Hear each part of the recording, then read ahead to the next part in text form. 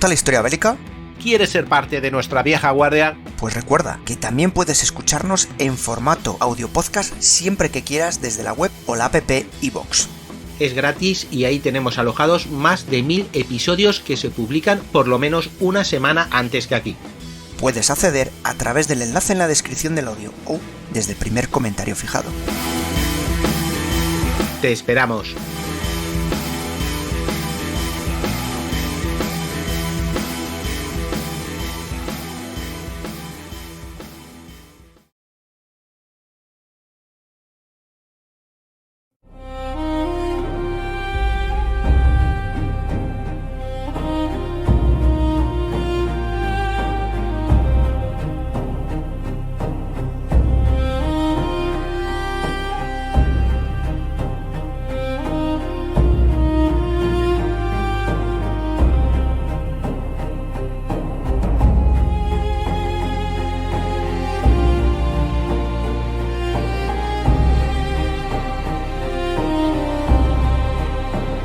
Esta vez robamos a los países ocupados y nuestro pueblo no pasó hambre hasta el final de la guerra.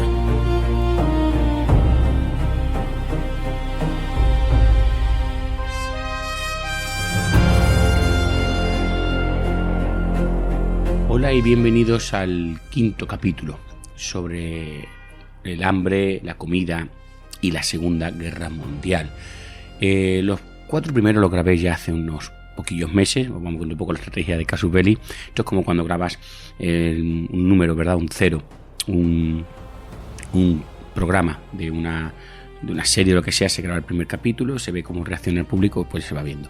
En este caso, pues me animé en aquel momento a grabar 4 y según me cuenta Dani, por los números y sobre todo por lo que veo en los comentarios, que perdonadme de verdad si no respondo ni siquiera el 10% de todos los que hacéis, pues ha gustado mucho. Así que vamos a seguir con esta serie porque está gustando. Está gustando porque, igual que pasó con la guerra del petróleo, igual que pasó con la industria en la Segunda Guerra Mundial, igual que ha pasado con todo lo que estamos explicando, la guerra va más allá de combates, tiros, carros de combate y aviones. Va también de alimentar a la población, alimentar a sus soldados y hacer que el otro no lo pueda hacer. Y ya hemos pasado por los 4 contendientes. Hemos pasado por Alemania, hemos pasado por Japón, hemos pasado por Inglaterra, hemos pasado por Estados Unidos y, bueno, faltaría Unión Soviética y China también. Sí, lo vamos a mencionar más adelante. Pero vamos a volver a Alemania. Vamos a ver que en el primer episodio yo contaba todo lo que habían visto los alemanes que había supuesto la Primera Guerra Mundial y cómo había afectado a la Gran Guerra y cómo tenían que evitar que eso volviera a ocurrir. Y entonces vamos a poner, habréis escuchado al principio, una voz, la voz de Elisabeth D., una mujer alemana que tuvo que sufrir en sus carnes la Primera y la Segunda Guerra Mundial. A ver, los líderes nacionalsocialistas, y en particular Hitler y Göring, como habíamos dicho en aquel momento, estaban decididos a alimentar adecuadamente a la población, durase lo que durase la guerra. Hombre, si duraba menos, mejor. En el año 39, en aquel momento ministro de Alimentación y Agricultura, Walter Darré y Herbert Bake, que trabajaban en el famoso plan cuadrienal, ¿verdad? Que le habían dicho a Göring que organizara, muy en el estilo de aquella época, habían hecho todo lo posible para preparar el sector agrícola para una guerra que, como digo, al principio parecía que era corta y luego se iba a alargar. Incluso un chavalillo, Harry Simon, que en aquel momento pues estaba evidentemente acudiendo a su escuela, era consciente de la necesidad de la autosuficiencia y de que, decía así, Alemania debía independizarse de otros países, producir sus propios bienes, no solo productos agrícolas, sino también todo lo demás. Y lo que le mal inculcaban en el colegio, recordaba, es no se debe desperdiciar nada. La batalla por la producción en la agricultura se vio acompañada de una campaña institucional para suprimir el consumo, el consumo de aquello que se pensaba como, a ver cómo lo digo de una manera que se entienda, extravagante o no necesario, ¿verdad? No necesario, que diría mejor, y sobre todo, pues suprimir y desviar a los consumidores, no suprimir a los consumidores, sino desviar a los consumidores hacia los alimentos de producción nacional en lugar de cualquier producto importado. ¿Dónde va a parar el café, verdad? El mango y la banana alemana frente a las otras. Nótese la ironía. No obstante, estos líderes eran muy conscientes de que una guerra larga supondría un desgaste demasiado grande para los efectivos y los recursos industriales del país, como también para la agricultura, y no creía que pudiesen mantenerse con su nivel de autosuficiencia. Si querían depender de su propio suministro de alimentos, lo que tenían claro es lo que ya había dicho al principio: Alemania necesitaba una guerra corta. Al final, los agricultores alemanes lograron mantener la producción de forma más o menos notable, a pesar de que la guerra no fue corta, sino que se prolongó durante 5 años y medio, y de que la prioridad dada a las industrias bélicas supuso que dispusieran de menos maquinaria y fertilizante que, por ejemplo, habíamos contado, recordáis, los británicos, que siempre contaron con fertilizantes pues hechos en las colonias. Al igual que en Gran Bretaña, la productividad de las explotaciones agrícolas alemanas dependía del duro trabajo de los jornaleros, pero que mientras que en Gran Bretaña la mano de obra agrícola era proporcionada por en aquel momento, recordáis, ejército femenino de tierra, así como una ingente cantidad de prisioneros de guerra, en Alemania gran parte de la mano de obra estaba compuesta por trabajadores, nótese la ironía, traídos a la fuerza al Reich desde los territorios ocupados. De esta manera, Alemania importó la explotación de su nuevo emporio conquistado. A finales del 43, por ejemplo, la mano de obra extranjera agrícola e industrial ascendía a 7 millones de bocas. 7 millones de bocas que había que alimentar, mejor o peor, pero había que alimentarla. La agricultura alemana luchaba por producir alimentos suficientes para proporcionar una ración adecuada a la población civil, una ración bastante generosa para los soldados, cuya parte de la producción alimentaria alemana se había cuadruplicado en mayo del 43, y una ración muy miserable, por qué no decirlo, para los trabajadores forzados. Al igual que Gran Bretaña recurría a sus aliados y al imperio para importar alimentos, Alemania recurrió a los territorios ocupados para compensar el déficit alimentario. Aunque la política alimentaria británica tenía su lado más oscuro, en particular, lo veremos, en el próximo episodio, creo que lo tengo previsto, cuando se vio el hambre que casi se impuso a las colonias, sobre todo a ciertos territorios, ¿verdad?, para que no sufrieran los civiles británicos, y yo lo explicaré, recuerdo, en el próximo episodio está previsto que os explique cómo se importó, fijaros, el hambre para las colonias. Pues los nacionalsocialistas, no tenían colonia, así que tenían que utilizar los territorios conquistados, y evidentemente el valor de la vida de un indígena, por decirlo de manera, ¿verdad?, de la Unión Soviética o de otro territorio, les era totalmente indiferente a los nuevos conquistadores.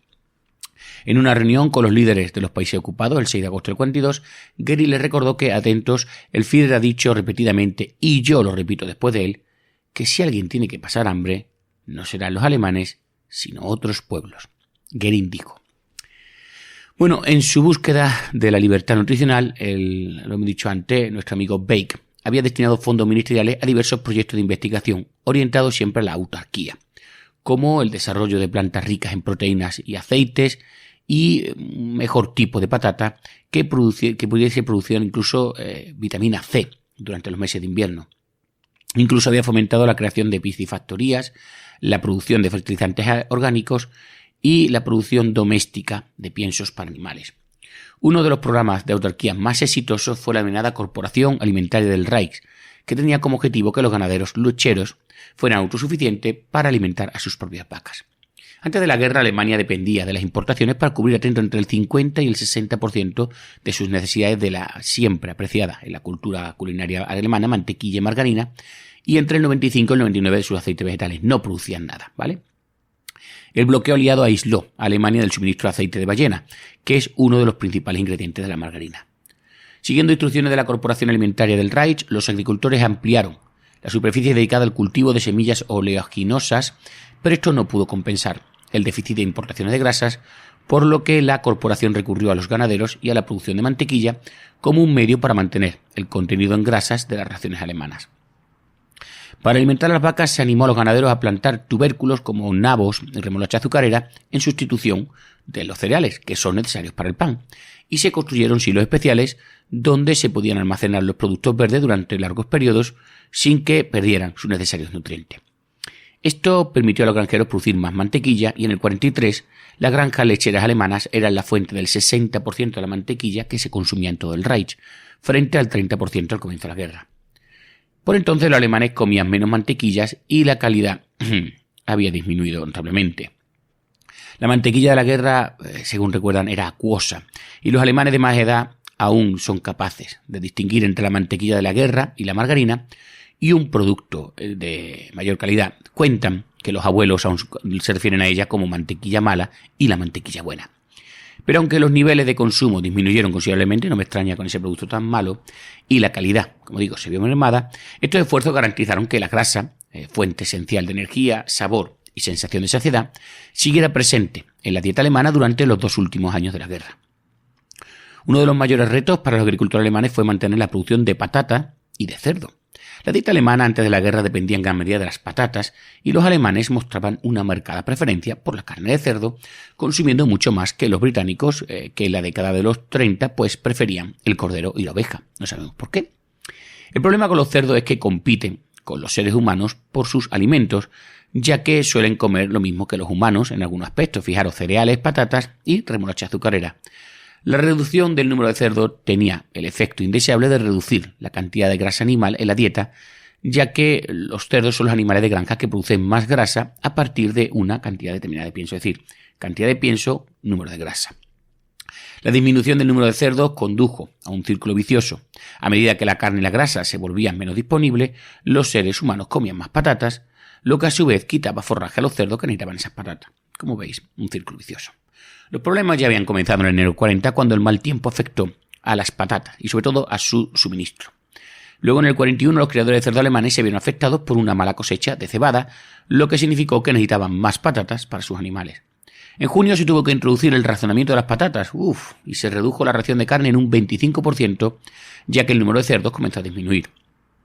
El consumo total de patatas pasó de 12 millones de toneladas al año antes de la guerra a 32 millones durante la guerra.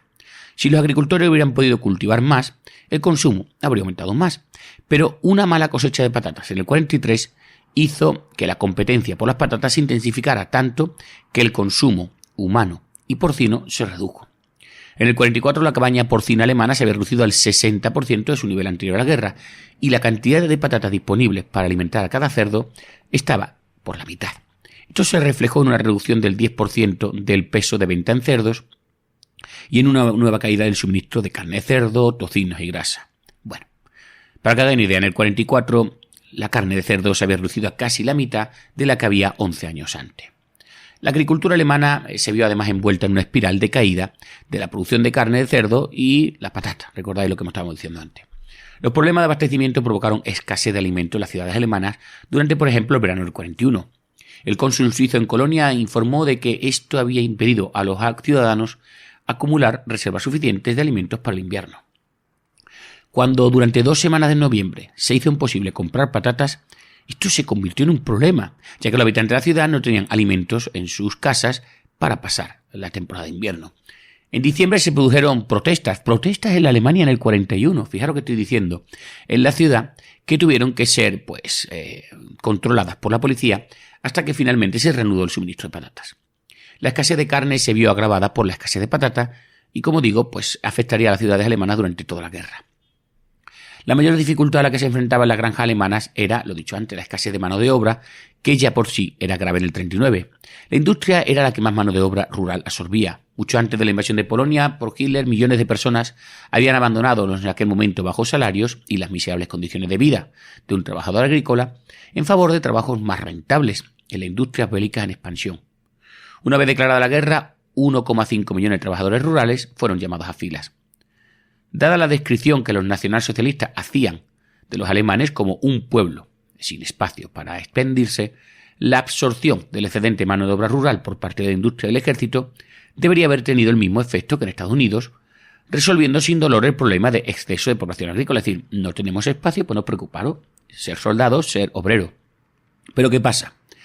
La disminución de la mano de obra en el campo no fue acompañada de un proceso paralelo de racionalización e inversión de capital, como habíamos explicado en aquel podcast sobre Estados Unidos.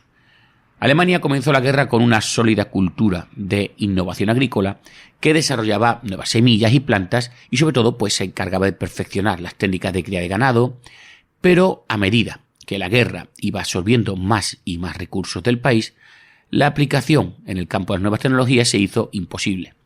Además, aunque Alemania comenzó la guerra con la intención de mantener un programa de mecanización agrícola, Los combates en el frente oriental devoraron tanto hombres como armas y los bombardeos aliados comenzaron a afectar gradualmente a la capacidad de industria.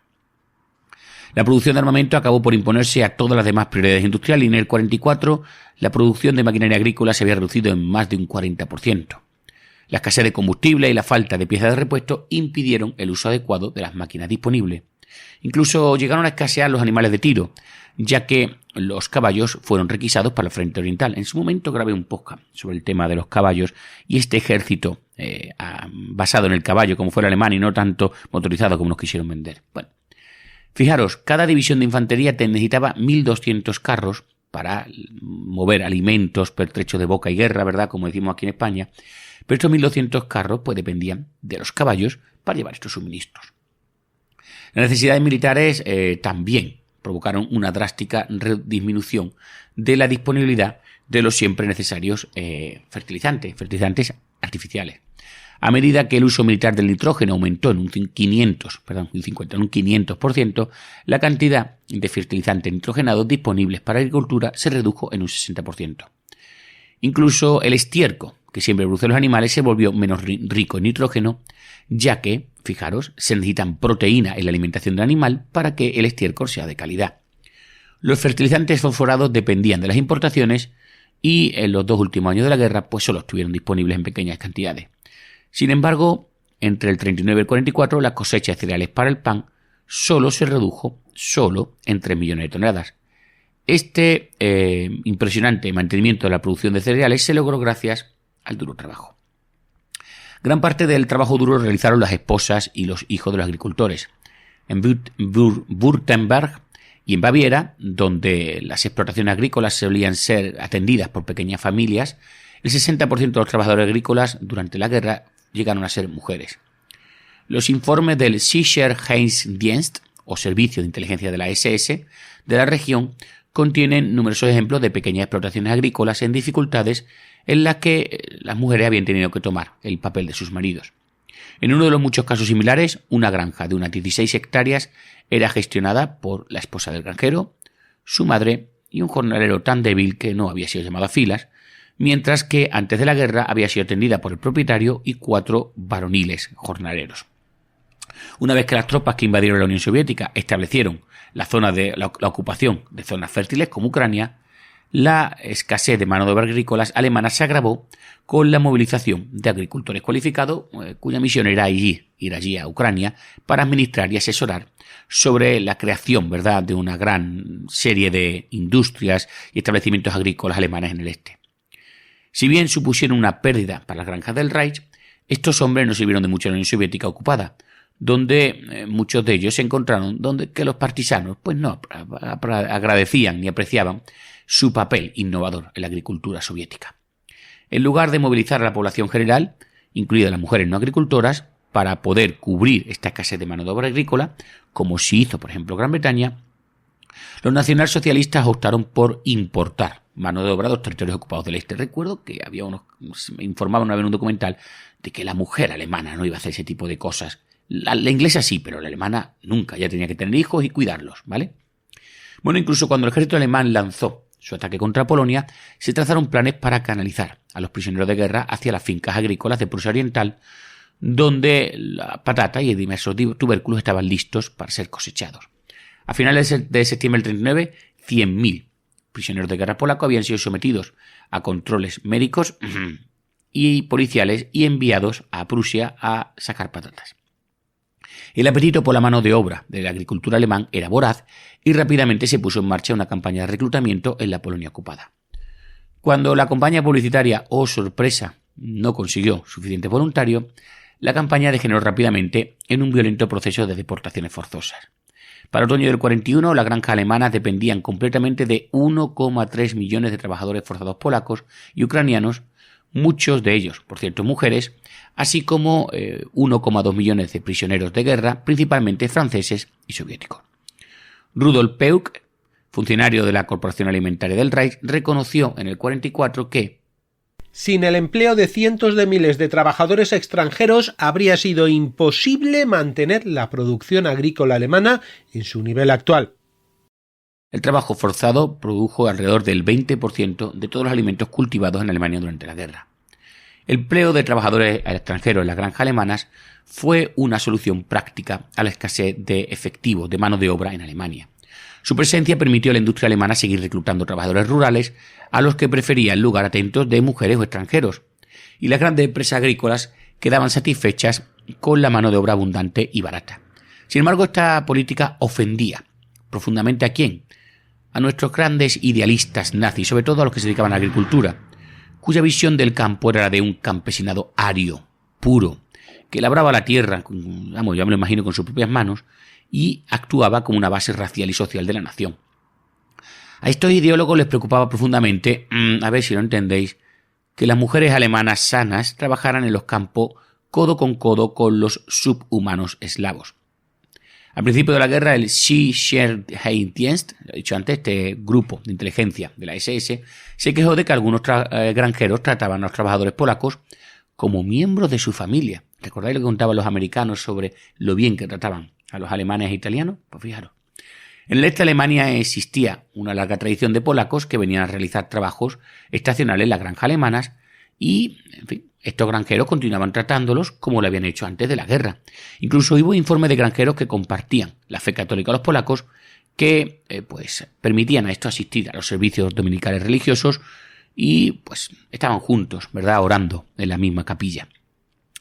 Con el fin de preservar una apariencia de orden racial, pues Himmler introdujo leyes draconianas de separación. Al igual que en los campos de concentración, los trabajadores forzados llevaban letras cosidas en las ropas para indicar que eran inferiores. Se les pagaba una miseria, se les prohibía el contacto social con los alemanes e incluso hacer uso del transporte público. Una relación romántica con un alemán conllevaba el riesgo de la pena de muerte. Edith Hahn, una judía austríaca enviada a trabajar a una granja de espárragos alemana en el 42, observó atentos que rápidamente quedó claro que los alemanes estaban interesados en utilizar nuestra fuerza, pero no en preservarla. Estábamos siempre hambrientas, rodeadas de abundancia y muriéndonos de hambre.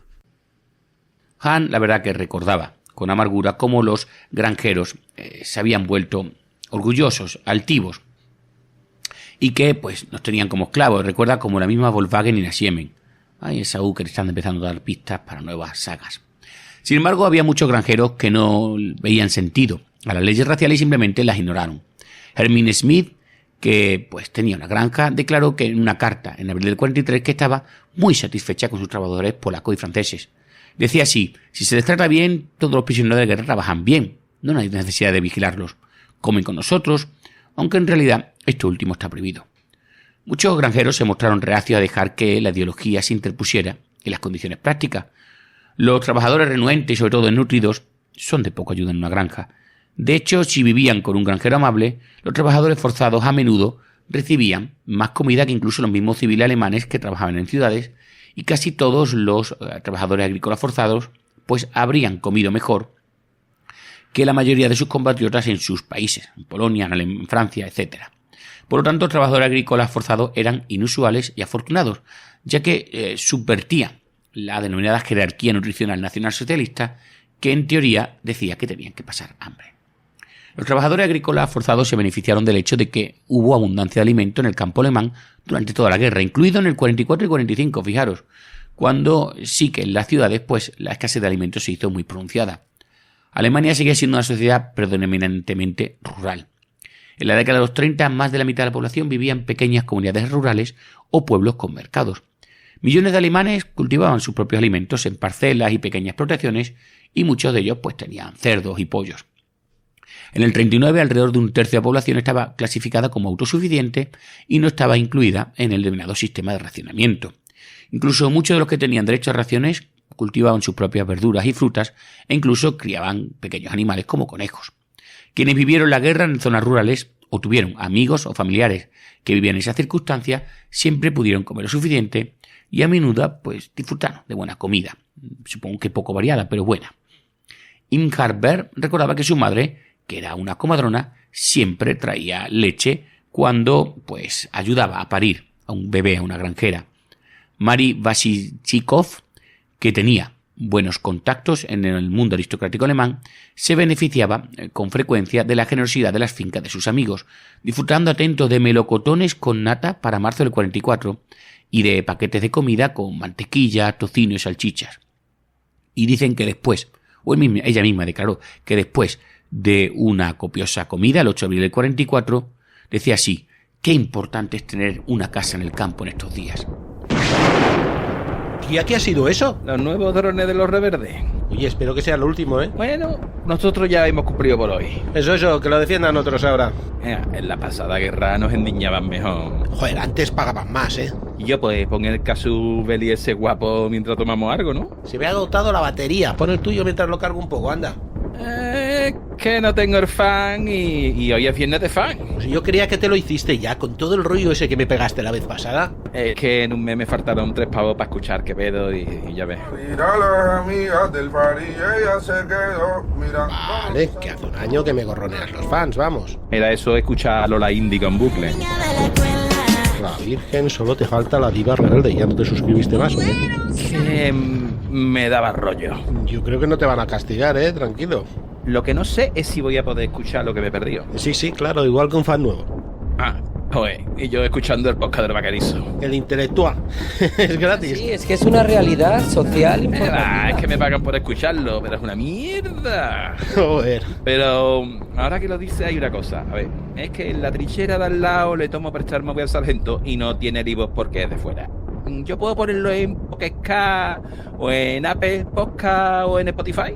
Sí, claro, y los episodios para fans también, ¿eh? Yo no joda. ¿Sí, que yo? Que sí, hombre, que si estás apuntado a los fans, sí, y además es fácil, ¿eh? ¿Fácil? ¿Está para nosotros? Vamos, que si pude yo, pueden todos. Y si no, les escribes a los Casus Belli que te mandan un tutorial así, facilito. Mola. ¿Y sin publicidad? Y sortean cosas. No joda. ¿De gratis?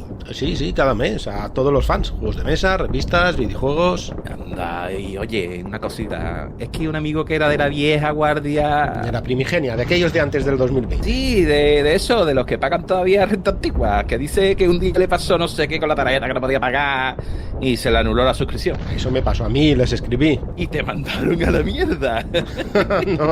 No pude darme de alta otra vez con la tarifa mínima. Que uno ya es de la vieja guardia, como dices tú. ¿Y cómo lo hiciste? Pues nada, le mandé un correo al mail ese que salen los episodios y solucionado.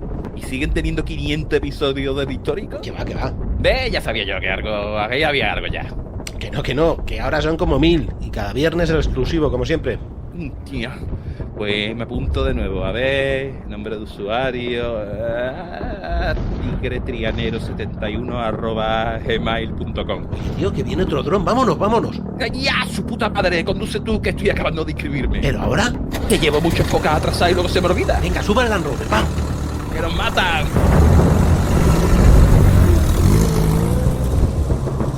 Si bien el carácter rural de la sociedad alemana resultó ser una ventaja para una gran parte de la población alemana, la mayor parte de los agricultores eran pequeños terratenientes, pequeños propietarios más que terratenientes, lo que supuso un punto débil para la economía alimenticia alemana durante la guerra. Como aprendió a sus expensas el Estado Nacional Socialista, en toda Alemania y en el resto de Europa occidental y oriental ocupada, es mucho más difícil ejercer un control sobre los agricultores con pequeñas explotaciones que, por ejemplo, sobre grandes emporios agrícolas industriales. Y resultó especialmente difícil cuando estos pequeños agricultores de repente se encuentran descontentos. Fijaron, muchos agricultores estuvieron siempre desilusionados por los incumplimientos constantes y continuos de las promesas del régimen. Por ejemplo, el esperado aumento del nivel de vida rural pues no se materializó. Las subvenciones que sostenían los precios significaban que los agricultores estaban en mejor situación económica, pero había poca oportunidad de donde gastar ese capital, ¿verdad?, para mejorar su agricultura. De hecho, las políticas nacionalsocialistas tendían a ampliar la brecha entre agricultores ricos y pobres. Decepcionados, los pequeños agricultores se refugiaron en la autosuficiencia, lo que significaba que simplemente producían menos excedentes de alimento y que preferían canalizar los excedentes que producían hacia el siempre beneficioso mercado negro. Esto limitaba seriamente la capacidad del Estado para explotar plenamente los recursos agrícolas del país. Era incapaz tanto de estimular la producción al máximo como de controlar todo lo que se producía. La frustración de los nacionalsocialistas ante esta situación se refleja en la introducción de nuevas leyes, En el 42 los agricultores que no entregaban toda su cosecha de cereales para pan al gobierno eran amenazados con penas de prisión y fuertes multas, pero estas leyes coercitivas parecen haber servido de poco para aumentar la cantidad de cereales que al final el Estado podía conseguir. El gobierno británico, como sabemos, había estado mejor protegido contra el desarrollo de una situación similar gracias a la mayor especialización de las explotaciones agrícolas británicas. Si un agricultor que se dedicaba, por ejemplo, exclusivamente, para entendernos, a la producción de leche o trigo, no estaba satisfecho con la política del gobierno, pues no podía decidir retirarse a lo hemos dicho antes, la autosuficiencia, producir solo lo que yo necesito y quiero o lo que voy a vender en el mercado negro. Los pequeños agricultores alemanes que combinaban la cría de unos pocos cerdos o vacas, pollos, un poco de trigo y un huerto, podían simplemente reducir la producción y retirarse del mercado. Esta retirada a la denominada autosuficiencia fue aún más problemática entre los agricultores de los territorios ocupados por Alemania. Les molestaba sumamente recibir instrucciones de organizaciones agrícolas que les habían sido impuestas por los conquistadores, y las políticas de precio injusta ofrecían pocos incentivos para producir al mercado, es decir, para producir algo que luego se iba a vender. Esto significó que en las zonas rurales de Europa muchos agricultores se retiraban a sus granjas y trataban simplemente de esperar a que pasara la guerra, pues lo mejor posible. Emilia Oliver vivía con sus padres en una granja en la aldea de Brion, en Maine y Loira, al oeste de Francia. Aparte del hecho de que algunos de sus tíos estaban en Alemania, lo he dicho antes, como prisioneros de guerra, como trabajadores forzados, y de que los alemanes habían requisado el caballo de una tía, la guerra, digamos que apenas había afectado a Emilia. El apagón, ver el fuego en el cielo tras un bombardeo en la cercana localidad de Voisin, y los fuertes estruendos que hacían temblar las puertas de su casa cuando los alemanes en retirada volaron los puentes del Loira en el 44, fueron quizá lo más cerca que estuvo su pequeña familia de los combates. Fijaros lo que os he contado: un apagón, fuego tras un bombardeo, que les requisaron un caballo. En la granja, según cuentan, no le faltaba nunca alimento y no pasaron hambre. Guardaban la nata de la leche y hacían mantequilla y queso fresco. Siempre tenían buen pan blanco. ¿Recordáis ese concepto del pan blanco como un lujo? Su padre cultivaba trigo y se le permitía moler una cierta cantidad para su propio consumo. Lo llevaba al molino con el caballo y el carro y siempre tenía que llevar documentos por si le paraba el típico control de carreteras alemán. Pero si tenía la suerte de no encontrar ningún control en el primer viaje, volvía y hacía un segundo viaje, duplicando así ilegalmente su ración de trigo. El trigo estaba mal molido y gran parte de la cáscara quedaba en el grano. En casa tenía un molino de viento que utilizaba para separar la paja y hacer por fin la ansiada harina blanca. También se encargaba del trigo de su vecino, que tenía un horno en el que horneaba el pan para ambas familias. Emilia y su familia, por tanto, nunca tuvieron que recurrir al mercado negro y al parecer tampoco se molestaban en vender sus propios productos en el mercado, aunque lo que sí vendían era leche, patatas, huevo y pollos a una mujer que iba en bicicleta desde la ciudad de Angers hasta su granja. Los recuerdos de Emilia resumen lo poco que la guerra afectó a los hábitos alimenticios de muchos agricultores europeos y sus familias. Aunque los agricultores alemanes lograron mantener una buena cosecha de cereales hasta el 43, la exigencia de suministros de cereales fueron aumentando a medida que avanzaba la guerra. La población civil, el ejército y ese creciente número de prisioneros de guerra y trabajadores forzados dentro del Reich exigían a los agricultores una productividad imposible. Para agosto del 40, fijaros, hubo que recortar la ración de pan, a lo que siguió un recorte en la ración de cereales en mayo del 41.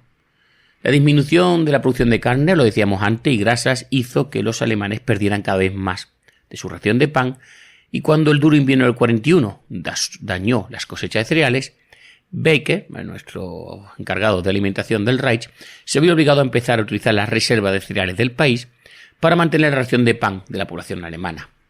En la primera del 42 hubo que volver a recortar, fijaros, las raciones de pan, carne y grasas. Para el 43-44, un civil alemán medio consumía un 40% menos de grasa, un 60% menos de carne y un 20% menos de pan que para el 39. La agricultura alemana simplemente no podía suministrar alimentos suficientes para la población civil, para ese ejército que necesitaba tanta alimentación. Era un agujero voraz, ¿verdad? Y sobre todo, lo hemos dicho antes, para un número cada vez mayor de prisioneros de guerra y trabajadores forzados. Alemania, por tanto, tuvo que recurrir a los territorios ocupados para compensar el déficit alimenticio. Y vamos a ver cómo ocupó esa Europa, sobre todo la Europa occidental. Otro día, si queréis, creo que tengo previsto para otro podcast. Verdad que muchas veces pues voy preparando los guiones, los dejo ya listos y voy mezclando conceptos. Pero creo que en otro podcast hablaré sobre la Europa oriental. Bueno, la actitud, como digo, de dominio del nacionalsocialismo hacia los países invadidos por la Wehrmacht era tratarlos como, un sitio a saquear, más que una base de suministro a largo plazo. Y me va a entender, saquear significa expoliar hasta destrozarlo. La política militar era que todas las tropas desde el principio debían vivir sobre el terreno y en todas las naciones derrotadas la Wehrmacht requisaba sin piedad bienes industriales y agrícolas. Para el invierno del 40-41 quedó claro que la guerra iba a durar más de lo que esperaban sus líderes y cuando se tomó la decisión de invadir la Unión Soviética se trazó el plan de utilizar el este como principal fuente de alimentación para el ejército, así como proveedor para la población civil del Reich y posiblemente incluso llenar el déficit alimenticio de países de Europa Occidental como eran Bélgica y Noruega, a los cuales pues, culturalmente o racialmente se consideraban más parecidos. En el verano del 42, incapaces de lograr la victoria en el este, los líderes nacionalsocialistas se dieron cuenta de que Alemania estaba combatiendo en una larga guerra, una guerra de desgaste contra la Unión Soviética, Gran Bretaña, Estados Unidos, y para empeorar las cosas el régimen se enfrentaba a una crisis alimenticia interna. Fue entonces cuando Göring comenzó a insistir en que se exprimiera hasta la última migaja de todos los territorios ocupados y que se exportara el hambre fuera del Reich. A pesar de que los nazis se centraban en el este como fuente de mantenimiento del suministro alimenticio de Alemania y de esa actitud a corto plazo hacia los recursos de Europa Occidental, esta última sería, en realidad, la que contribuiría con más alimento a la Alemania en guerra que la misma Unión Soviética. Fijaros, Dinamarca y Francia exportaron al Reich cantidades ligeramente superiores de carne, 768.000 Dinamarca y 758.000 Francia, toneladas. Y la Unión Soviética, por ejemplo, con los amplios territorios que tiene, pues solamente exportó 731.000 toneladas. Además, si se suman las cifras oficiales de alimentos requisados por la fuerza de ocupación y las cantidades exportadas a Alemania, Dinamarca, Holanda y Francia, a Alemania, Dinamarca, Holanda y Francia aportaron en conjunto 21,4 millones de toneladas de cereales frente a los 14,7 millones de toneladas proporcionadas por la Unión Soviética ocupada. Aunque la colectivización había modernizado la agricultura ucraniana, esta no era tan productiva ni tan eficiente como la agricultura de Europa Occidental, que estaba en mejores condiciones para reestructurarse con el fin de soportar las penurias que estaba implicando la guerra en la agricultura. En retrospectiva, Baker habría hecho mejor en cambiar su atención hacia la explotación de los recursos alimenticios de Europa Occidental en lugar de centrarse tanto en la Unión Soviética. Y vamos a ver cómo afectó a los países de la Europa Occidental. La política nazi de saqueo causó estragos en países como Grecia, donde la agricultura era básica y estaba basada en el campesinado.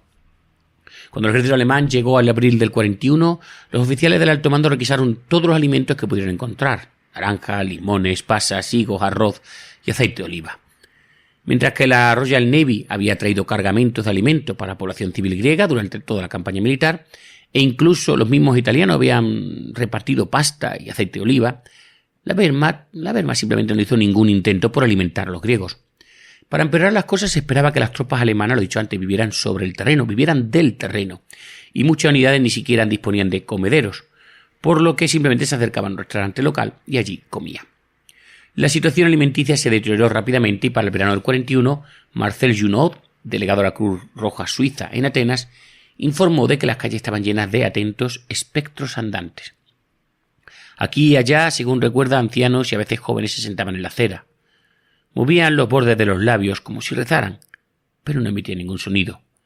Extendían las manos para pedir limosna y las dejaban caer débilmente. Los peatones pasaban delante de ellos sin prestarle la menor atención. Cada uno simplemente se preguntaba cuándo le tocaría a él estar en la misma situación. Aunque Grecia era un país predominantemente rural, el campesinado, especialmente en las islas, producía principalmente cultivos comerciales, es decir, dedicados a la venta, como puede ser el aceite de oliva, el tabaco y las pasas. La población dependía, fijaros, de la importación anual de 450.000 toneladas que venían de Estados Unidos para conseguir alimentar a su población, o sea, para conseguir la alimentación de un tercio de su población, o para conseguir la alimentación, un tercio de alimentación de su población. No lo quería explicar muy claro, pero el bloqueo británico de la Europa ocupada aisló a Grecia de todas las importaciones. La compartimentación del país entre zonas de ocupación bajo alemanes, italianos y búlgaros, además impedía la circulación de alimentos y en particular hizo que los escasos alimentos disponibles en el norte no llegaran a Atenas y al sur. Mientras tanto, la huida de la marina mercante griega antes de la llegada de los alemanes dejó a las islas más o menos aisladas del continente. Siguiendo un patrón que se observó en todas las economías afectadas por la pérdida de importaciones durante la guerra, se instaló la temible inflación y los productores minoristas retiraron sus suministros alimenticios del mercado. O bien los acapararon especulando con nuevas subidas de precio, o bien simplemente ya lo vendían directamente en el mercado negro, a menudo a agentes alemanes que reunían alimentos para el ejército. Recuerdo que en la lista de Children veíamos, ¿verdad?, a esos especuladores del mercado negro que compraban para revender a su vez al ejército alemán. Bueno, el gobierno griego perdió así el acceso a los escasos alimentos que quedaban en el país y se vio incapaz de proteger a los pobres y necesitados de una espiral de precios alimenticios alcistas y, bueno, pues no podía distribuir ayuda alimentaria. El número de pobres, como he dicho antes, aumentaba cada día a medida que los alemanes requisaban y desmantelaban las instalaciones industriales para transportarlas al Reich, dejando simplemente a miles de personas sin empleo. En Atenas el gobierno solo podía proporcionar raciones de 458 calorías por persona, ni siquiera la mitad de lo que la mayoría de las personas necesitan para mantener las funciones normales del organismo. En noviembre esta cantidad se redujo a unas míseras 183 calorías. Para que hagan una idea, 1 o 2 rebanadas de pan al día es lo que les podían dar. En agosto la gente comenzó a caer muerta por las calles de Atenas. En enero del 42 la tasa de mortalidad era de 2.000 personas al día y la mortalidad infantil había aumentado a más del 50%. Las familias dejaban los cadáveres de sus hijos en las calles con la esperanza de seguir utilizando sus cartillas de racionamiento. Una isla del Egeo envió un mensaje sarcástico a Atenas, al gobierno de Atenas. Le decía así: envíen pan o envíen ataúdes.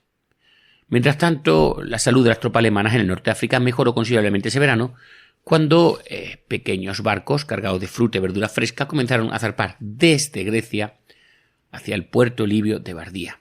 Aquí esto nunca lo cuenta, cuando nos hablan de la poderosa Wehrmacht y lo pura y lo buena que era. En el verano del 41, la Cruz Roja, el gobierno de los Estados Unidos y grupos de presión británico argumentaron que era imperativo que el gobierno británico revisara su política de bloqueo y permitiera que la ayuda alimenticia llegara a los griegos. Cuando había anunciado el bloqueo en agosto del 40, Churchill se mostró inflexible en que no se prestaría ayuda alimenticia. En su opinión, enviar alimento incluso a civiles inocentes solo aliviaría a los alemanes de la necesidad de alimentar a su población y contribuiría a su esfuerzo bélico. Además, no se podía confiar en los nazis. Lo más probable, y es que me lo he puesto yo también, es que los alimentos acabaran en el estómago de los alemanes. El expresidente norteamericano Herbert Hoover, que había saltado a la fama en la vida pública como organizador del autoproclamado ayuda alimenticia durante la Primera Guerra Mundial, estaba furioso por la postura de Churchill. Lo describió como un militarista de la escuela extrema que sostenía que el hambre incidental de mujeres y niños estaba justificada. Churchill finalmente cedió a la presión para permitir el auxilio de Grecia y levantar un poco el bloqueo. La hambruna era de tal magnitud que despertó la opinión pública norteamericana en contra de la política. Oliver Littleton, ministro del Departamento de Estado en el Cairo, embajador, perdona, la definición que he dado ha sido malísima. Bueno, en el Cairo, en el cuartel general para el ejército británico en el norte de África, aportó incluso más argumentos racionales. Littleton se enfrentaba a las protestas de la comunidad griega en Egipto, donde la posición británica nunca ha sido especialmente segura. Envió un telegrama al gobierno británico con la siguiente advertencia: creo que la historia juzgará con dureza nuestra política. Apelo no solo a la misericordia, sino también a la conveniencia. Si seguimos matando de hambre a los griegos, socavaremos la resistencia de un aliado y perderemos un posible centro de insurrección exitosa contra el eje. No tengo ninguna duda de dónde está la balanza de la ventaja para ganar la guerra. En enero del 42 se permitió el paso de envíos de trigo a través del bloqueo y a partir de abril se enviaron cargamentos regulares de trigo y otros alimentos a los puertos griegos. Pero para entonces al menos 20.000 personas ya habían muerto de hambre. Incluso después de abril los alimentos traídos por los aliados nunca fueron suficientes. Aunque se detuvo la hambruna urbana a gran escala, los griegos seguían muriendo de hambre. Reforzando el argumento de Churchill de que no se podía confiar en los alemanes, el auxilio se convirtió finalmente en una herramienta que los ejércitos de ocupación utilizaban sin piedad contra los soldados de la resistencia guerrillera en las zonas montañosas. A los aldeanos de la zona donde actuaban los partisanos se les negaba cualquier ayuda alimenticia. En cambio, sus casas y sus campos eran incendiados para intentar limpiar la zona y privar a los soldados de la resistencia de su red de apoyo. En el 43 y 44 gran parte del mismo campo griego pasó hambre. Por fin, cuando Grecia fue liberada en el 44, 500.000 de griegos, atentos, el 14% de la población, había muerto de enfermedades y hambre. Se trataba de una tasa de víctimas civiles 8 veces superior a la que sufriría Gran Bretaña. La ayuda alimenticia a Grecia fue la única excepción significativa que Churchill estuvo dispuesto a hacer, y el bloqueo contra el resto de Europa ocupada se mantuvo durante el resto de la guerra. Los activistas de las organizaciones de ayuda humanitaria continuaron pidiendo que se permitiera el paso de ayuda, argumentando que si Gran Bretaña se quedaba de brazo cruzado mientras Alemania utilizaba el hambre como arma de guerra, se pondría en tela de juicio la retórica humanitaria que el propio Churchill utilizaba tan generosamente. Pero Churchill tenía la idea fija de que no se podía dar cuartel en la lucha contra Alemania. Quizás si la defensa de la estrategia se hubiera visto atenuada por un mayor reconocimiento del sufrimiento que causaba, no se habría puesto en tela de juicio la reputación que los aliados atribuían como representantes de las fuerzas del bien contra las fuerzas del mal, que eran los del eje. Y bueno, en teoría Bélgica se encontraba en una situación similar a la griega. Dependía de importaciones anuales de 1,2 millones de toneladas de cereales que venían todos los años del extranjero y que se interrumpieron bruscamente con la ocupación alemana. A medida que la Wehrmacht iba llegando, pues el personal de mantenimiento y de alimentación de las unidades militares, más las unidades de campo, más los soldados, se apresuraban a comprar o requisar tantos alimentos como podían. Sin embargo, tras un invierno extremadamente difícil, el que va del año 40-41, los agricultores se recuperaron y lograron producir alimentos suficientes para abastecer adecuadamente a casi toda la población. Al final, los belgas no sucumbieron al hambre como los griegos. La explicación habitual es que Alemania estaba dispuesta a apoyar al país con importación de alimentos a cambio de sus productos industriales, de los que al menos 2/3 pues se mandaban al Reich. Por el contrario, Bélgica no sobrevivió gracias a los alimentos enviados por Alemania, sino que se vio obligada a alimentarse por sus propios medios. A lo largo de los 4 años que ocupó la ocupación, Bélgica solo recibió 849.000 toneladas de cereales importados, suficiente para cubrir 3/4 partes del consumo anterior a la guerra. Por tanto, se introdujo de contrabando un poco de comida a través de la frontera francesa y neerlandesa. Pero la población belga no pasó hambre porque su sector agrícola demostró su capacidad de adaptación a las circunstancias de la guerra. La productividad de la agricultura belga durante la guerra no fue el resultado del esfuerzo de la versión belga que tenían de la Corporación Alimenticia del Reich alemán, creada por la fuerza de ocupación.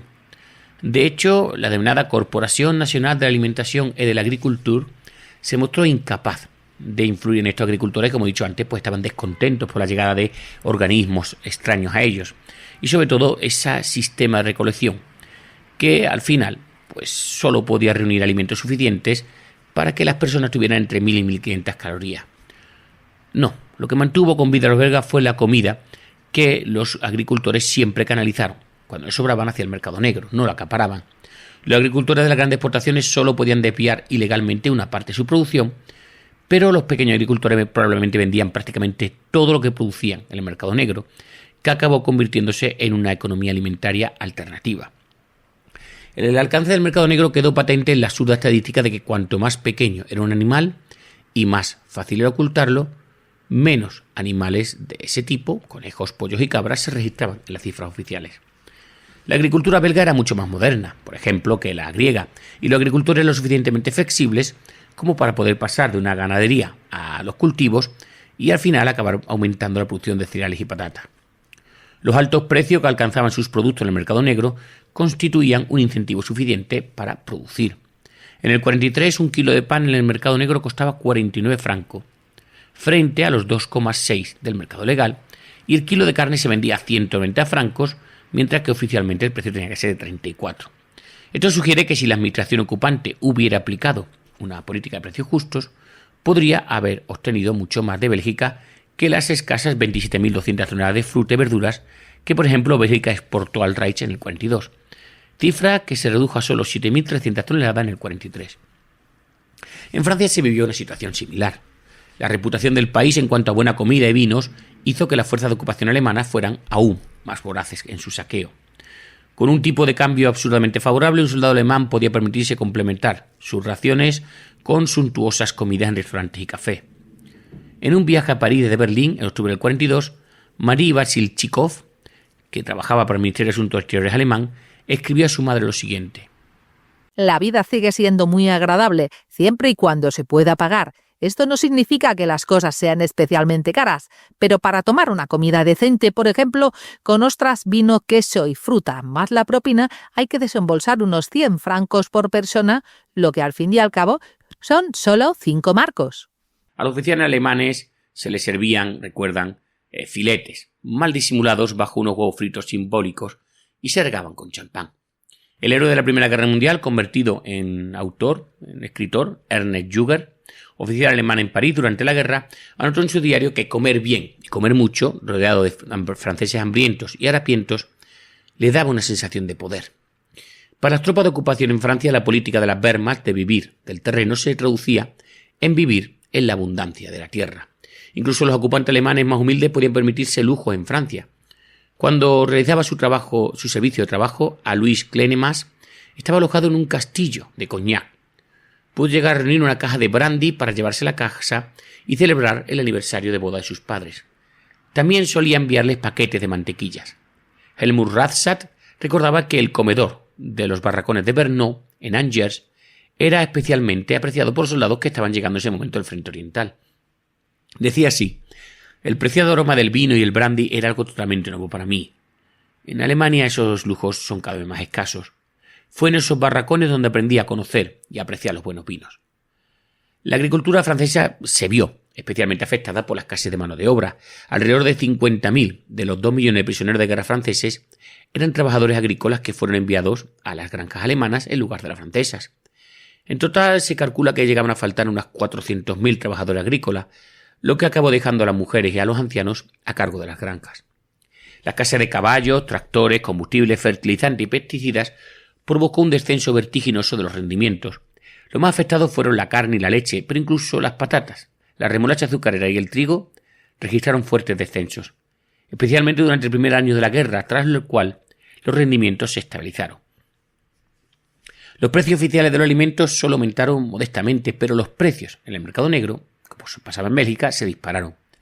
Esto desencadenó una espiral inflacionista por la que cuanto menos podían requisar las autoridades alimentarias, más se reducían las raciones. En agosto del 42, Göring respondió a la escasez interna de alimentos en el Reich, convocando a los distintos líderes de los territorios ocupados e insistiendo en que tenían que entregar más alimento a Alemania. Y llegó a declarar: en lo que respecta a Francia, estoy seguro de que su suelo no se cultiva al máximo. Además, los franceses se están atiborrando hasta un punto de avergonzarse. Solo veo una forma de colaboración por parte de los franceses: que entreguen todo lo que puedan. Imaginaros esta gente gobernando Europa los siguientes 10 años a que acabara la guerra.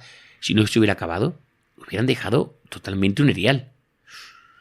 Bueno, dado que los notorios hábitos alimenticios extravagantes del propio Göring y el comportamiento de los ocupantes alemanes, conocidos por devorar incluso tortillas de 12 huevos, se trataba de la peor forma posible de doble moral. Göring exigió a Francia cantidades de trigo, carne y mantequilla que ascendían al 15 o 20% de todos los alimentos disponibles en el país. Su secretario Paul Karner señaló que el comandante militar alemán en Francia estaba tan horrorizado por las exigencias que inicialmente se negó incluso a tramitarlas y dárselas a las autoridades en París. Temía que ello provocara nuevos recortes en las raciones y disturbios por los alimentos. A largo plazo llegó a la conclusión de que sería contraproducente y desmotivaría aún más a los agricultores, lo que provocaría una caída de la producción a largo plazo. En el 44 el valor energético de la ración francesa había caído a 1.050 calorías y al igual que en Bélgica el mercado negro o las conexiones con una familia rural con alimentos se convirtieron en esenciales para la supervivencia de cualquier persona que viviera en una ciudad. Esto a su vez empujó los precios del mercado negro, lo que provocó el desvío de cada vez más alimentos hacia este mercado ilegal. Alemania, como vemos, exportaba el hambre de la guerra a los países que ocupaba. En Bélgica y Francia, quienes sufrieron fueron las personas que no tenían acceso al mercado negro o que era muy limitado. Así, los presos de las cárceles belgas comenzaron a morir de hambre en el 42, incapaces de sobrevivir con las 1.550 calorías diarias que le proporcionaba la ración y sin poderlas complementar con otras fuentes alimenticias. Los oficinistas, los empleados, los funcionarios y los ancianos también sufrieron de manera desproporcionada, ya que simplemente carecían de dinero o los artículos de lujo necesarios para intercambiar por estos alimentos. En el 43-44 las familias belgas y francesas gastaban el 70% de lo que ganaban en alimentos. Incluso los parisinos de clase media tenían que conformarse con un aburrido surtido de sopas, cuando había, un poco de salchichas y algún que otro huevo con judías. La tuberculosis, estrechamente más bien relacionada con la malnutrición, empezó a aparecer entre los jóvenes y en Francia se duplicaron las muertes por esta enfermedad. La malnutrición se reflejaba en el retraso en el crecimiento de los niños. En el 44 las niñas francesas medían 11 centímetros menos y los niños 7 menos que sus homólogos en el 35, 11 centímetros menos. En el 43 el 80% de los niños belgas de las ciudades padecían raquitismo, causado por una grave deficiencia de la vitamina D en su dieta. Los parisinos delataban su falta de vitaminas en que cada vez tenían una tez más cetrina y sobre todo unos ojos apagados. En teoría, Italia y Alemania, y ya vamos viendo cómo eran los aliados, los del eje eran aliados, pero cuando en octubre del 40 Mussolini intentó afirmar la autonomía de Italia invadiendo Grecia sin consultarle a Hitler, lo único que consiguió fue relegar a Italia a la posición de un estado satélite del Reich. La humillante incapacidad de Italia para derrotar a los griegos y la necesidad de que Alemania enviara sus propias tropas para terminar el trabajo desacreditaron a Mussolini tanto a los ojos de los nacionalsocialistas como de su propio pueblo. Cuando Mussolini al final fue derrocado en el otoño del 43, Italia, como sabemos, parte de Italia se pasó al bando de los aliados, lo que desencadenó la ocupación alemana del país. El sector agrícola italiano debería haber estado bien preparado para la guerra. Cuando Mussolini tomó el poder en el 42, una cuarta parte del presupuesto italiano para bienes y servicios importados se destinaba al trigo. Mussolini en aquel momento fue consciente de que si quería llevar a cabo sus planes de crear un imperio mediterráneo, la autosuficiencia alimenticia era un elemento esencial para hacer frente al déficit de la balanza de pagos y sobre todo conseguir más divisas. Una vez resueltos estos problemas, Italia tendría una base económica mucho más sólida para el desarrollo industrial. El sector agrícola italiano necesitaba sin duda una regeneración urgente, ya que se caracterizaba por una baja productividad, un alto desempleo y la pobreza. Y si no, veis la película de Novecento y os lo puedo explicar rápidamente.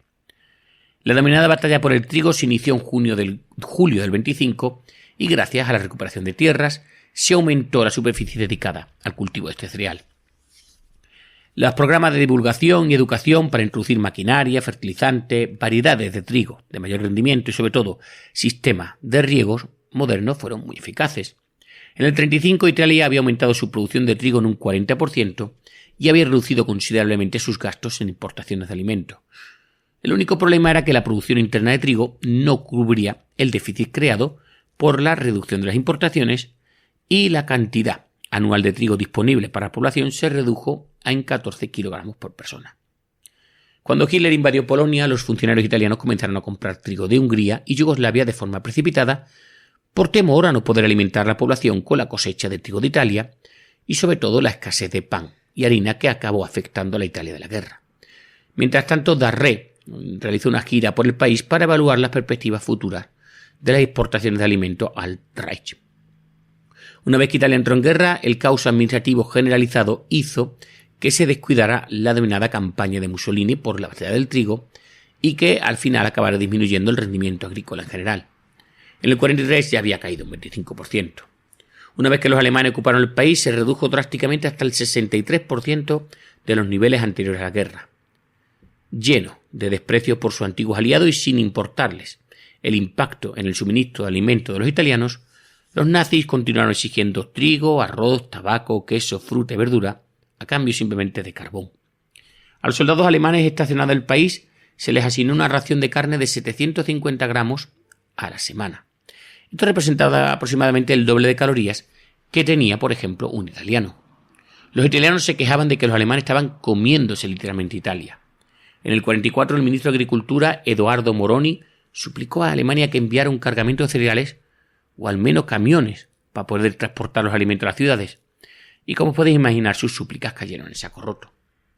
El progresivo empeoramiento de la situación alimenticia en Italia se reflejó en la experiencia de la familia de Giovanni Tassoni y su esposa Giulia. La familia era muy pobre. Vivía literalmente en una choza de una sola habitación cerca de la gravera donde Giovanni trabajaba fabricando cal en un horno. La ciudad más cercana era Valmonte, a 2 horas en tren de Roma. Nadie en su barrio tenía ni radio ni leía periódicos, por lo que solo tenía una vaga idea de cómo iba la guerra y la mayor parte de la información les llegaba a través de rumores. En los primeros años la guerra tuvo pocos efectos en la familia.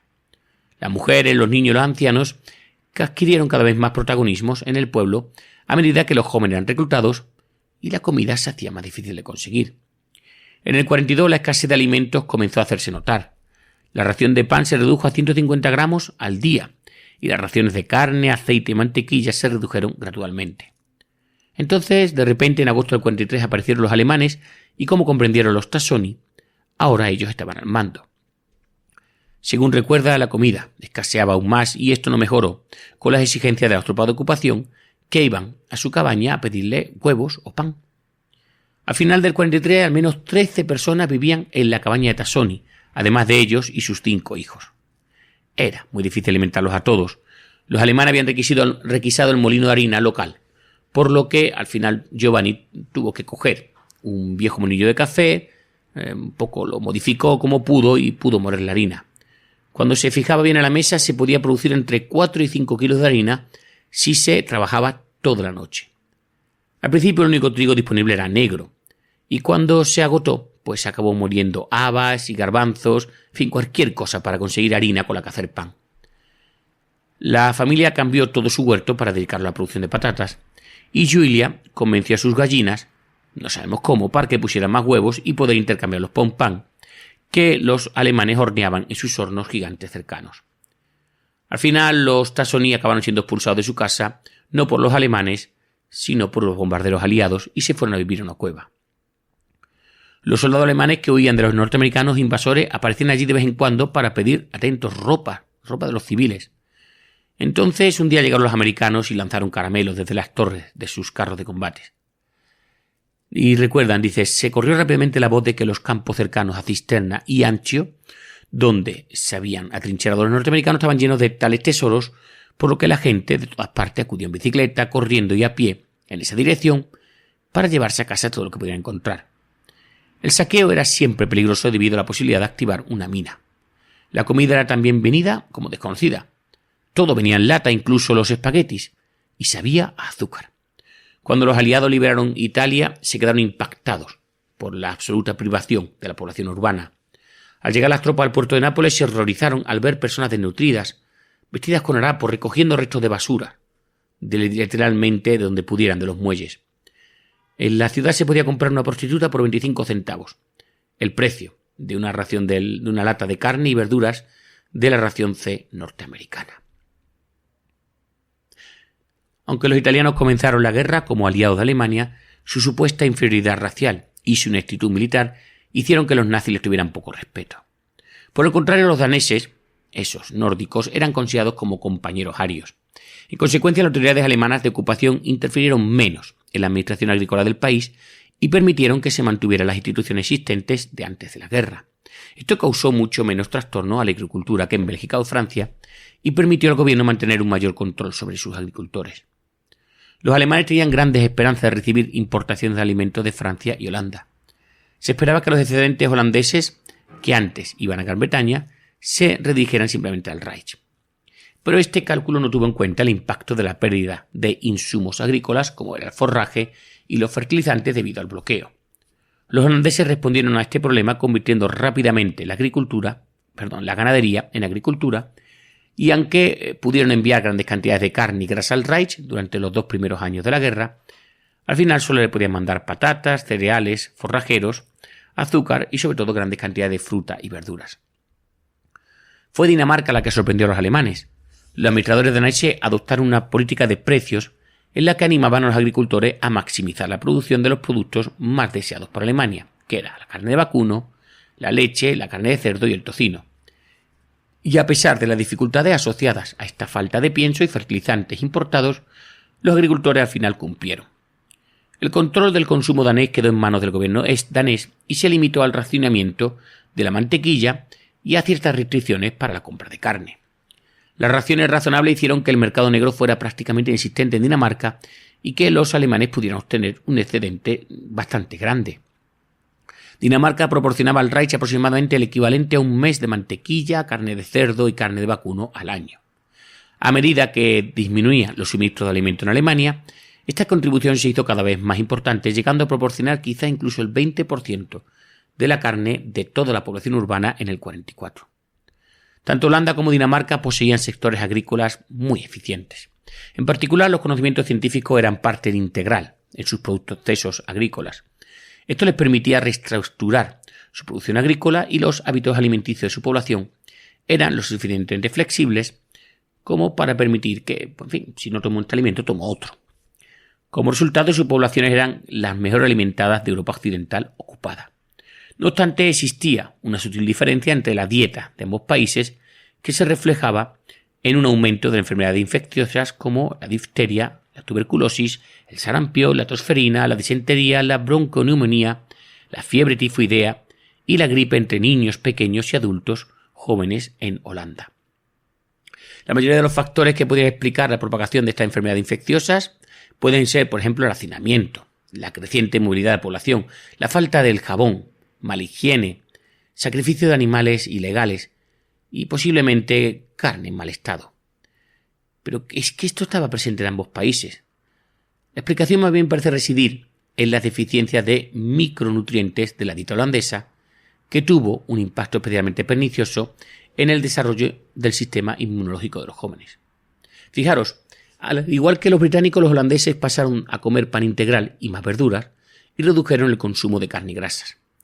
Los más pobres en particular se convirtieron a una dieta basada en vegetales y cambiaron sus cupones de carne por pan en el mercado negro. La falta de alimentos de origen animal en una dieta provoca a su vez una carencia de oligoelementos como hierro, zinc, selenio y las vitaminas A, B6 y B12, lo que hace a los niños más vulnerables a enfermedades y por tanto aumenta la tasa de mortalidad infantil.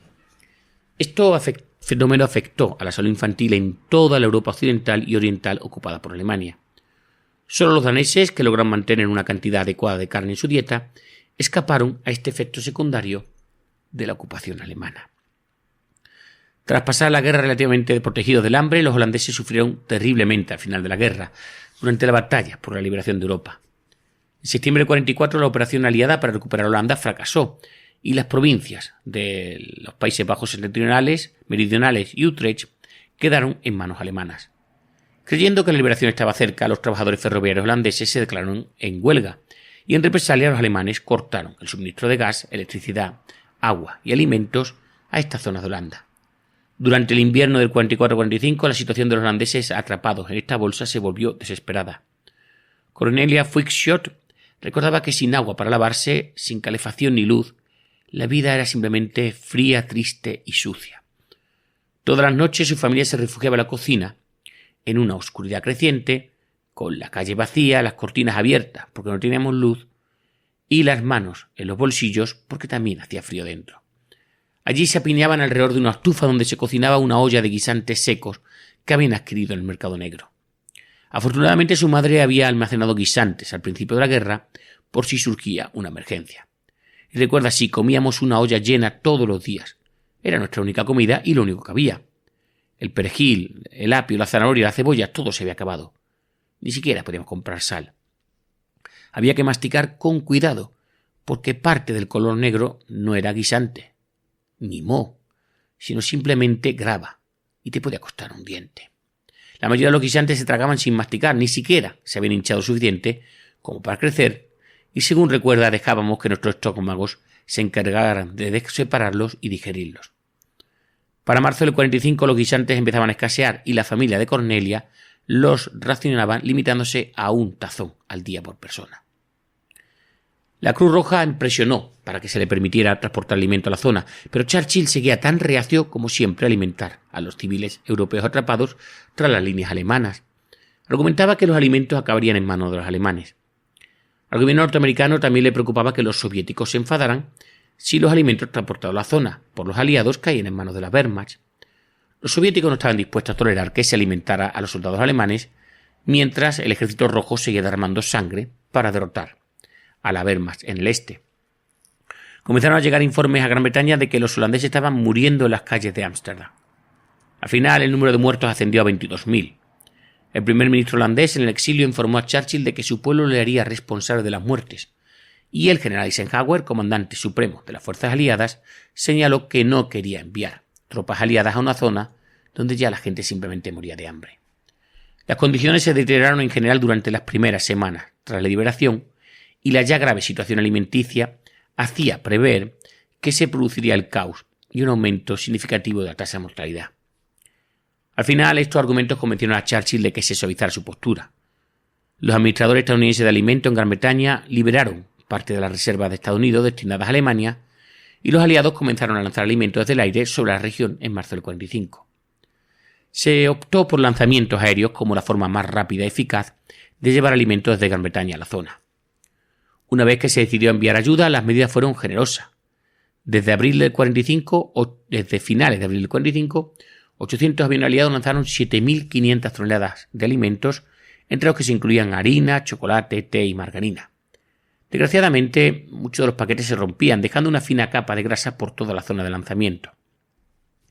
La meticulosidad de la autoridad holandesa, que se dedicaban primero a reunir y clasificar los alimentos, antes de intentar entregarlos de la forma más equitativa posible, hizo que algunos civiles tardaran otros 10 días en recibir las raciones. Para algunos fueron los 10 días muy largos y el retraso costó vidas. Los holandeses fueron finalmente liberados por los canadienses en mayo del 45.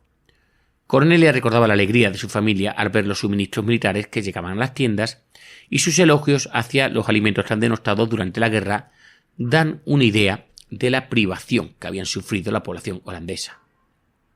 Las tiendas de comestibles vendían huevos en polvo comprados a los excedentes del ejército. Era algo que no habíamos oído nunca antes. Nos fascinaba por sus posibilidades. Solo había que añadir agua y se podía freír una tortilla. Otro producto nuevo era el spam, que es carne enlatada. También tenía muchísimas posibilidades, todas ellas muy buenas. El hecho de que Dinamarca pudiera exportar 200.000 toneladas de mantequilla al Reich entre el 40 y 43, en comparación con las 49.000 toneladas de mantequilla de Francia, demuestra la superioridad de la estrategia agrícola de ocupación que había adoptado Dinamarca. La situación en Dinamarca demostró que con unas políticas de precios gubernamentales adecuadas se podía motivar a los agricultores para que superaran sus dificultades y mantuvieran el rendimiento. Incluso en Bélgica, que se vio duramente impactada por la pérdida de las importaciones, los agricultores demostraron este punto, aunque en el caso de Bélgica, la motivación de los precios las proporcionó el mercado negro. Unas políticas de precios sensatas también habría abordado el problema de la tendencia de los pequeños agricultores de retirarse del mercado y dedicarse a la autoproducción. Cuando las importaciones se miden en cantidad, en lugar de valor monetario, los países de Europa continental crearon un 40% menos de alimento en el 43 que en tiempos de paz. Los ocupantes alemanes habrían tenido más posibilidades de sacar más alimentos de Europa occidental si hubieran invertido en la reestructuración de la agricultura en lugar de concentrarse en el saqueo. ¡Oh, qué sorpresa! Si las lecciones de autosuficiencia aprendidas en Alemania se hubieran transferido a los agricultores relativamente modernizados de Europa occidental, se habría avanzado en la solución de los problemas creados por el bloqueo. Además, si las raciones civiles se hubieran mantenido a un nivel no razonable, como en Dinamarca, el mercado negro habría sido superfluo para supervivencia y por lo tanto se habría reducido. De este modo, las autoridades habrían obtenido el control de una proporción mucho mayor de los alimentos que producían realmente los agricultores. La insistencia que siempre tuvo Bake de mirar hacia el este, hacia la Ucrania menos moderna y adaptable, como granero del Reich, reveló lo poco que entendía la economía y la lógica de los agricultores y sobre todo el suministro de alimentos. Mientras tanto, la insistencia de nuestro querido Goering en considerar a los países ocupados como fuentes de alimentos a corto plazo y las despiadadas políticas de requisa que impuso provocaron que el hambre, la malnutrición y el caos de los griegos, la hambruna, se exportará a millones de ciudadanos europeos. Y vamos a dejarlo aquí, ¿os parece? Nada, ha sido una historia que a mí, como padre, pues me ha helado la sangre. Igual que fue en su momento los esclavos, la producción de petróleo, la famosa IG Farben, ¿verdad? Y todo lo que estamos viendo sobre esta guerra despiadada que se luchó en más que los frentes. Si os ha gustado, ya sabéis, comentar, compartir, dale un like. Soy Esaú Rodríguez, ya digo, este es pues he dicho que era el quinto, ¿no? Sí, el quinto programa que hemos hecho sobre, no, el quinto o sexto, quinto, alimentando a Alemania. El siguiente lo haremos sobre movilizando al imperio, a la Commonwealth. Os va a interesar muchísimo, porque movilizar a la Commonwealth para alimentar a Inglaterra supone que alguien no va a comer. Ya me estáis entendiendo, ¿verdad? Y luego pues ya veremos cómo se quiso en el Robocast más adelante pues alimentar a Alemania saqueando el este. Esto va a dejar el cuerpo algo tocadillo, ¿vale? Bueno, pues ya está. Soy Esaú Rodríguez. Gracias, Dani, como siempre, por poner la voz. Un saludo. Si os ha gustado, sabéis, comentar, compartir, darle like. Un saludo y hasta otra.